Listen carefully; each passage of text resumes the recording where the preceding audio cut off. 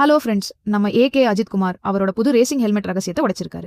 ஒவ்வொரு ஹெல்மெட்டுக்கு பின்னாலும் ஒரு கதை இருக்குன்னு சொல்றாரு. பிரான்ஸ் நாட்டின் உலக புகழ்பெற்ற லேமன்ஸ் பந்தய களத்தில் களம் காணும் அஜித் குமார் தனது புதிய பந்தய ஹெல்மெட்டின் அர்த்தம் மற்றும் முக்கியத்துவத்தை ரசிகர்களுக்காக விவரித்துள்ளார். அஜித் கூறுவது போல, இந்த ஹெல்மெட்டின் உச்சியில் இருக்கும் நட்சத்திர வடிவம் அவர் பிறந்து வளர்ந்த பகுதியில் மிகவும் மங்களகரமானதாக கருதப்படும் ஒரு சின்னமாகும்.